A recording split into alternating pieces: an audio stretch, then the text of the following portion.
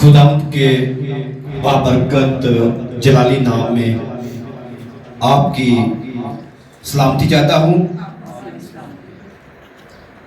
यकीनन आपने परस्तश के वसीला से लुत्फ अंदोज हुए होंगे। परस्तश जो है रूह की तस्कीन है। परस्तश जो है वो ताज़ा दम करती है। परस्तश जो है वो आपको कलाम सुनने के लिए तैयार करती है। परस्तश के वसीला से बंधन जुए टूट जाते हैं और बीमार जो है वो शिफा पा जाते हैं। हालेलुया। हमारी इबादत मुकम्मल तब होती है जब हम खुदावंद की, पहला काम है दुआ करना, दूसरा काम है परस्तश करना और तीसरा काम जो है वो है कलाम सुनना। ये हमारी मुकम्मल इबादत है। और परस्तश जो है आपको तैयार करती है और सारा दिन जो है आप ताजा दम रहते हैं। तो आज का जो हमारा अनुमान है, जो मैसेज है, मुख्तलिफ है। आदम की पसली और यीशु की पसली के बारे में हम सीखेंगे और इस पर से पर्दा उठाएंगे। ये बड़े गौर के साथ सुनना है आपने कि खुदा का कलाम जो है, खुदावंद की यीशु की पसली और आदम की पसली का दोनों के साथ क्या ताल्लुक है। आज इस पर से हम पर्दा उठाने वाले हैं। आए ज़करिया की किताब खोलेंगे, उसके तीसरे बाब की 9 आयत में क्या लिखा है।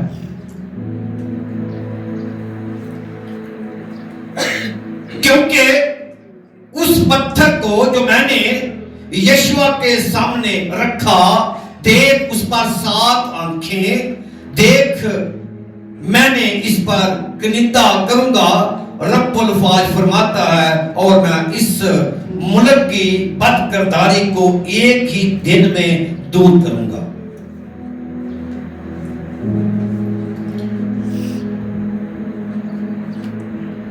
यानी इस राज पर से जो पर्दा उठने वाला है, लिखा है कि हमारी जो ये मरकजी आयत पढ़ी गई है, इसी के ऊपर सारा दारोमदार होगा। खुदा के कलाम का पत्थर का जिक्र जो है, पत्थर यीशु को जाहिर करता है। यीशु पत्थर है, यीशु चट्टान है, और ये वो चट्टान है जब यीशु इस दुनिया पर आने वाले थे, उससे पहले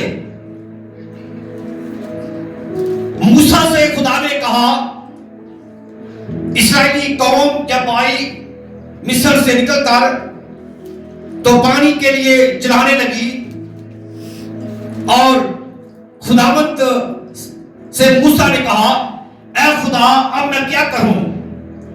तो खुदा ने मूसा से कहा, उस चट्टान पर जा और उस चट्टान से कहना कि पानी दे। बल्कि मूसा ने जाकर वहां पर 3 बार जो है लाठी मारी और पानी बह निकला। खुदावंद इस बात से नाराज हुआ, क्योंकि खुदा ने मूसा से कहा था कि चट्टान से कहना कि पानी दे। मूसा इस्राएल कौम की वजह से तंग आ चुका था और वो उस वक्त गुस्से में था और वो भूल गया, और उसने 3 बार लाठी दे मारी और पानी बह निकला। लेकिन वो चट्टान जो थी वहां यीशु थी, वहां यीशु खड़ा था उस चट्टान पर।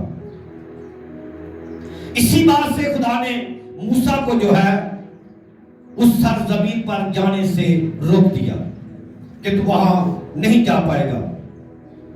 क्योंकि उसने खुदा की ताज़ीम इज्जत भूल गया, इसलिए खुदा ने भी वहां उसे जाने से रोक दिया।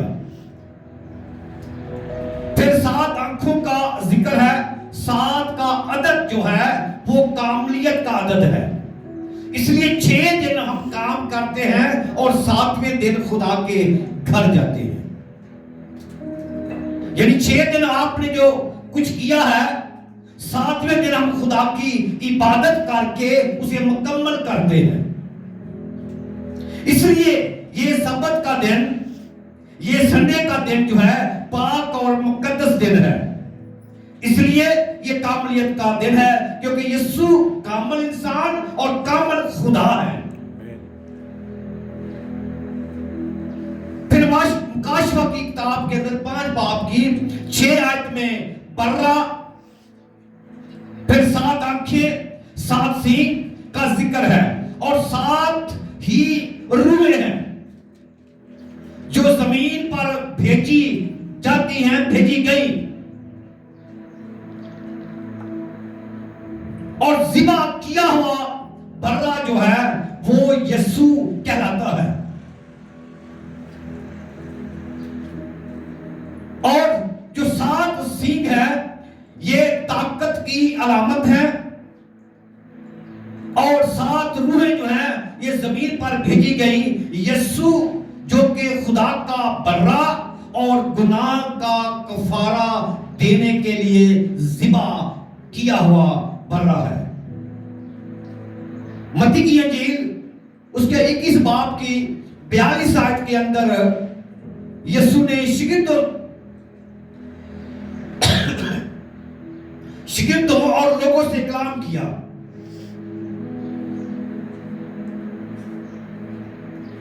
तुमने क्या किताबे मुकद्दस में नहीं पढ़ा, जिस पत्थर को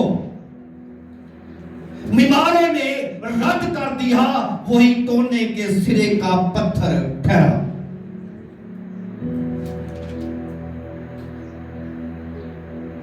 फिर 7 रूहों के बारे की जो सफायत है उनके बारे में जो बताया गया, लिखा गया है कि खुदावंद की रूह उस पर ठहरेगी, यानी हिकमत की रूह, खिरत की रूह, मुसल्लत की रूह, कुदरत की रूह, मार्फत की रूह, खौफ की रूह। वो अपनी आंखों से देखकर इंसाफ करेगा, सच्चाई की रूह तुम्हें आजाद करेगी। वो हिकमत के साथ चलेगा, हिकमत से वो काम करेगा, हिकमत से वो मौजज़ात करेगा, हिकमत के साथ वो शिफा देगा।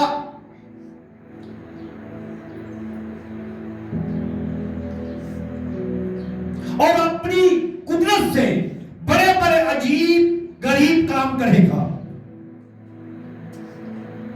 ये 7 आंखें मसीह की बसीरत को जाहिर करती हैं,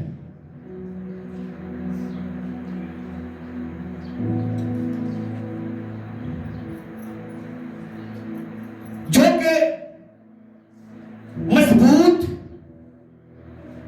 है। जो भी इस पर लिखा, इस पत्थर पर जो भी गिरेगा वो पाश पाश हो जाएगा।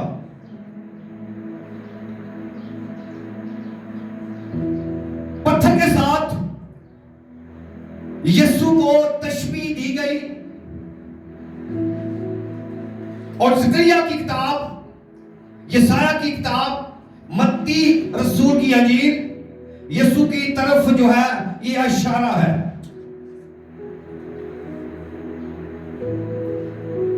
सात पत्थर भी यीशु की हिकमत की तरफ इशारा है। 7 दिनों में दुनिया को तख्लीक किया गया। दुनिया तख्लीक हुई, दुनिया को बनाया गया, और 7 आंखें खुदा की मौजूदगी को जाहिर करती हैं। लिखा है कि खुदा की आंखें जो हैं वो चारों तरफ घूमती हैं।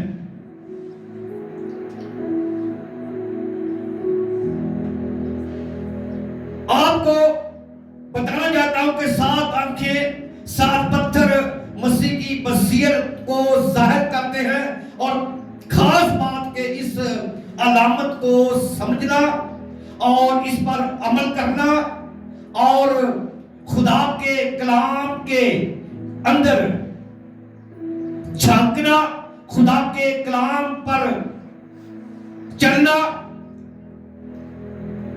इसे समझना, यानी यीशु की पसली और आदम की जो पसली का राज है।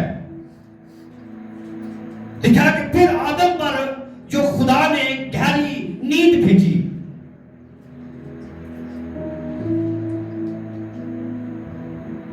वो कौन सी नींद है? गहरी नींद से क्या मुराद है कि खुदा ने आदम पर जो है गहरी नींद भेजी। आदम की इस नींद के साथ यीशु ने भी एक इशारा दिया, वो है लाजर की मौत। यूहन्ना रसूल की अंजील 11 बाब की 11 आयत में यीशु ने कहा, हमारा दोस्त लाजर जो है वो सो गया है। तो शहीदों ने कहा है, खुदावंद अगर वो सो गया है तो वो जाग जाएगा। इस बात को वो ना समझे। हकीकत में लाजर जो है मर गया था। इसी तरह आदम पर जो गहरी नींद भेजी गई थी, आदम भी मर गया था।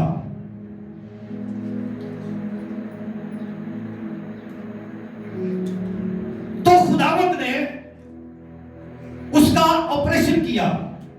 यह पहला ऑपरेशन है जो खुदा ने अपने हाथों से किया।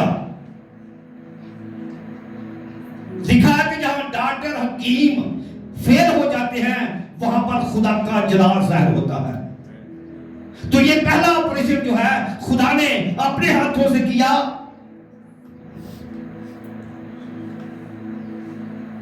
गहरी नींद, सो जाना,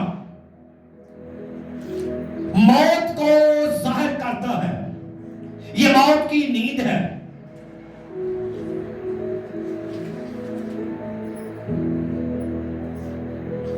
शिगिर्द इस बात को समझ ना सके, समझ ना पाए। कहा कि अगर वो सो गया है तो खुदावंद जाग जाएगा, बच जाएगा। ये खुदा का गहरा भेद था जो शिगिर्दों की समझ में ना आया। इसी तरह आज भी खुदा अपने भेदों को खोलता है, लेकिन हमारी समझ से बाला कर रखते हैं।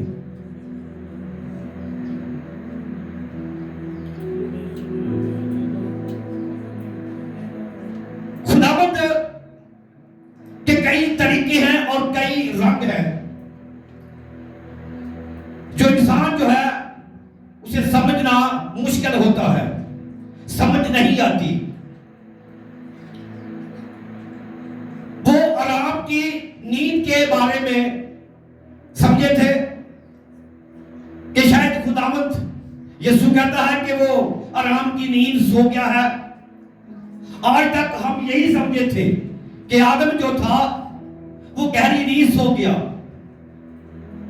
लेकिन हकीकत में आदम जो था वो मर गया था। फिर दानियल की किताब के अंदर 12 बाब की 2 आयत में लिखा है, जो खाक में सो गए हैं,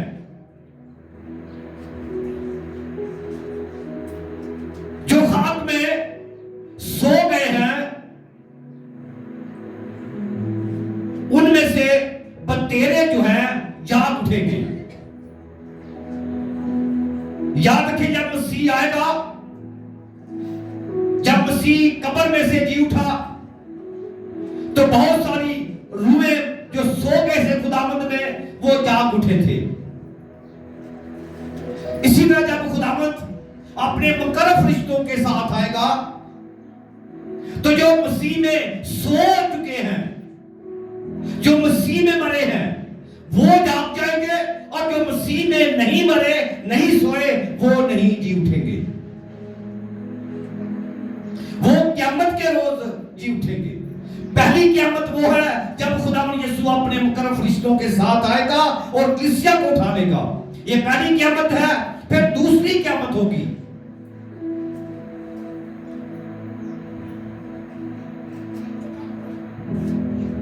जी उठा, और जो सो गए हैं उनमें से पहला फल यीशु हुआ।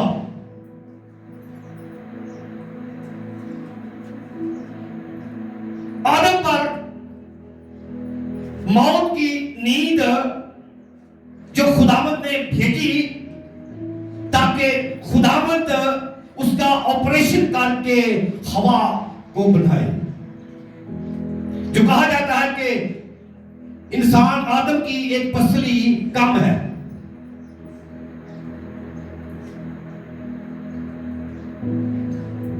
पैदाइश की किताब 2 बाब की 21 आयत, खुदा ने आदम पर गहरी नींद भेजी, यानी मौत की नींद। जो यूनानी इब्रानी लफ्ज इस्तेमाल हुआ है वो है ट्योरटे डेमा। आदम पर जो नींद भेजी गई, ये कोई आम नींद नहीं थी जो हम सोते हैं रात को फिर जाग उठते हैं। ये आम नींद है। लेकिन जो लाजर पर, जो आदम पर, यीशु पर नींद भेजी गई, वो गहरी नींद सो गए थे, इसलिए वो जाग उठे।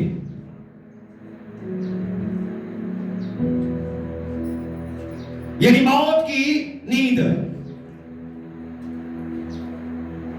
असल में मौत की जो नींद थी, फिर यीशु की पसली, आदम की पसली, दोनों का एक गहरा तल्लुक है। वो क्या है? यूहन्ना रसूल की अंजील 19 बाब की 34 आयत में जब यीशु जान दे चुका तो एक सिपाही ने यीशु की पसली में नेजा मारा।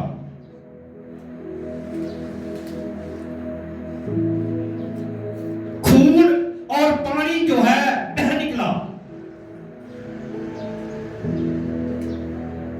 पसली के बारे में भी यूनानी लफ्ज इस्तेमाल जो हुआ है वो है फडोरा। यीशु पर भी गहरी नींद भेजी गई और आदम पर भी गहरी नींद भेजी गई। इसी तरह लाजर पर भी जो है गहरी नींद भेजी गई। लाजर भी मर गया था और वो कब्र में से 4 दिनों के बाद जाग गया था।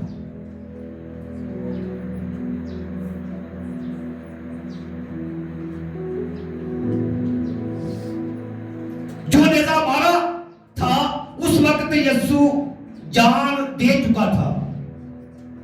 जब उस सिपाही ने नेजा मारा तो यीशु उस वक्त जान दे चुके थे।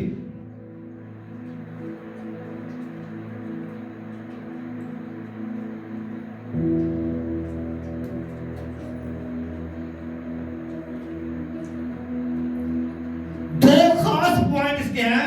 आदम की पसली से जो है हवा बनाई गई। जो आदम की पसली निकाली गई उससे हवा बनाई गई और खुदा हवा को बनाकर आदम के पास लाया। ये पहली शादी है जो खुदा ने खुद की और उसका हाथ पकड़ा हवा का और आके आदम के हाथ में उसका हाथ दिया। इसी तरह आज भी जब शादी होती है तो मां बाप बेटी का हाथ पकड़कर उस लड़के के हाथ में देते हैं। यह पहली शादी है। आदम ने कहा ये तो मेरी हड्डियों में से हड्डी है और मेरे गोश्त में से गोश्त है, क्योंकि ये नर से निकाली गई है, ये नारी कहलाएगी।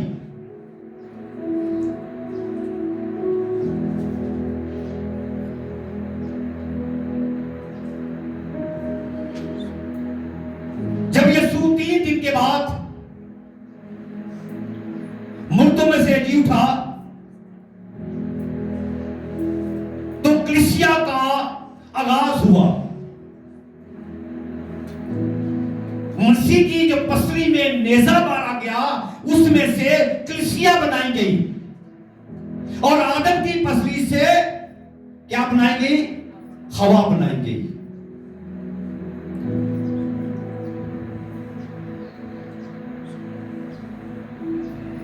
यीशु ने जिंदा होने के बाद एक खास पैगाम दिया। मरकस रसूल की अंजील उसके 16 बाब की 15 आयत जब हम पढ़ते हैं, तो यीशु ने कहा, जाओ सारी खलकत के सामने क्या करो? अंजील की मनादी करो। ये कलीसिया का आगाज होने के बाद यीशु ने कहा, जाओ सारी खलकत के सामने अंजील की मनादी करो। जो कोई ईमान लाए बपतिस्मा ले और क्या करेगा? निजात पाएगा। जो ईमान ना लाए वो मुजरिम ठहराया जाएगा। ईमान लाने वालों के दरमियान क्या होंगे? मौजूद होंगे। यानी जो ईमान लाता है, अपने गुनाह का इकरार करता है, उसके दरमियान खुदा मौत से करता है।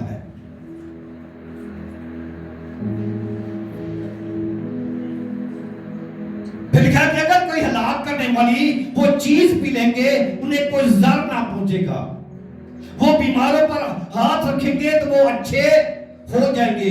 ये खुदावंद के जिंदा होने के बाद कलीसिया का आगाज हुआ है।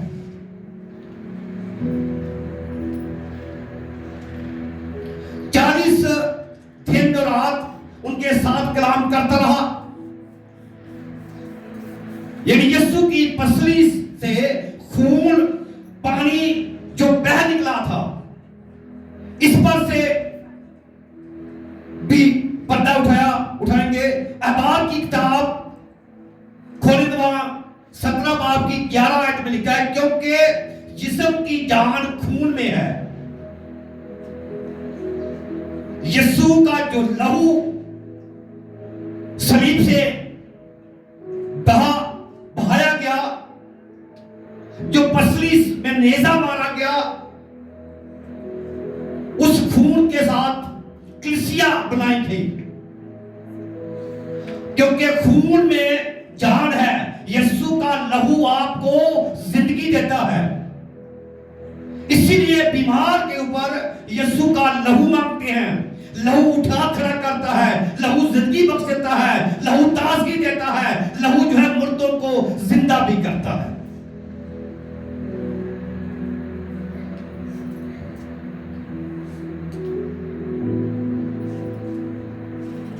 जिस्म की जान खून में है। खून समेत गोश्त ना खाना। यह खुदा ने मूसा को पैगाम दिया कि गोश्त के साथ खून ना खाना, क्योंकि खून के अंदर जिंदगी है। अब रहा पानी, जो यीशु खून और पानी बह निकला था।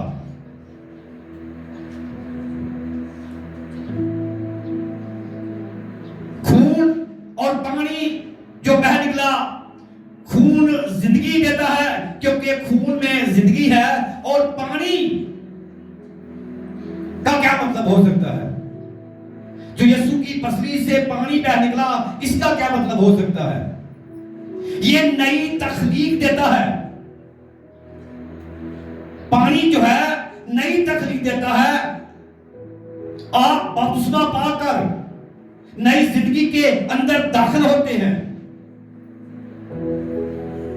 इसीलिए यीशु ने पानी का बपतिस्मा लिया, और जब वो पानी से ऊपर आए तो रूह जो है कबूतर की सूत पर उन पर आकर ठहर गया।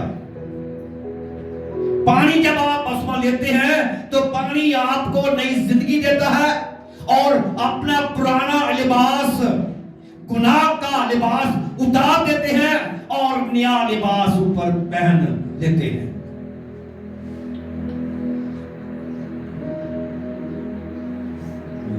पानी नहीं तकलीफ देता है, तकलीफ का काम करता है आदम के पहलू से हवा निकली और यीशु के पहलू से कलीसिया निकली।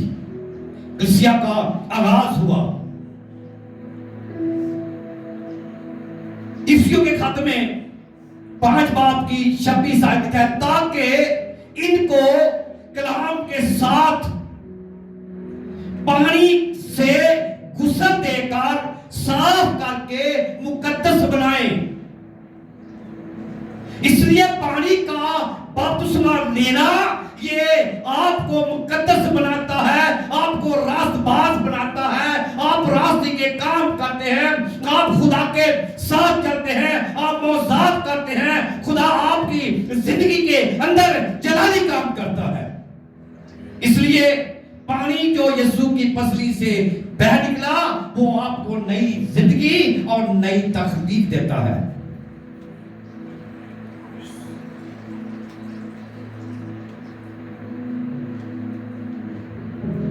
पानी से गुस्ल देकर और साफ करके मुकद्दस बनाए, एक ऐसी जलाल वाली कलीसिया तैयार करें, बनाए, जिसमें ना झुरी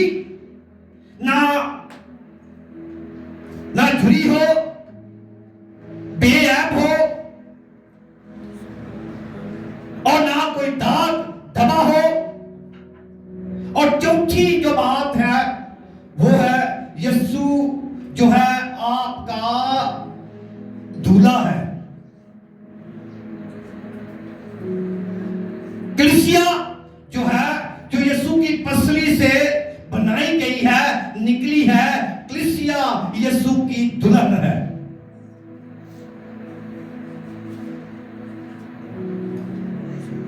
यीशु दूल्हा है और कलीसिया दुल्हन। मुकाशवा 19 बाब की 7 आयत में लिखा है, आओ हम खुशी करें और शादमान हूं।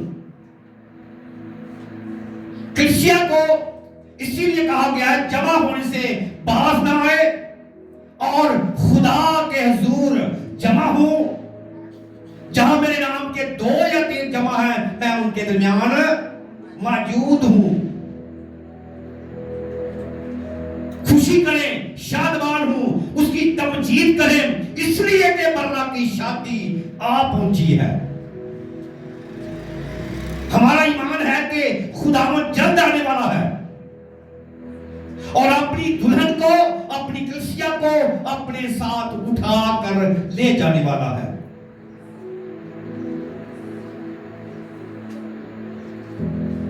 बर्रा की शादी आ पहुंची, उसकी बीवी ने अपने आप को तैयार कर लिया है।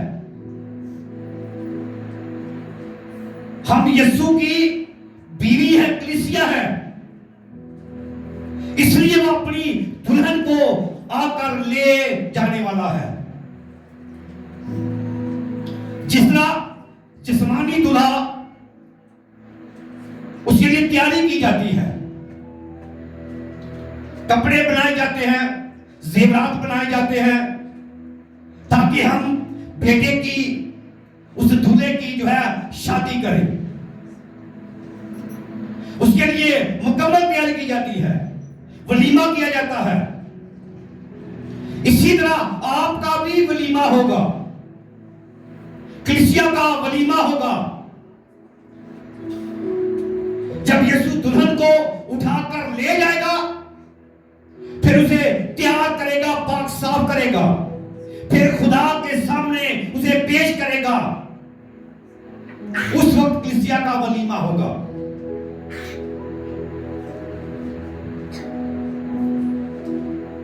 उसकी बीवी ने अपने आप को तैयार कर लिया है। ये खुदावंद के इलाही भेद हैं जिनको समझना जरूरी है, जिन पर से पर्दा उठाया जाता है, खुदा के भेदों को खोला जाता है, ताकि कलीसिया खुदा के भेद जो है उनको समझे।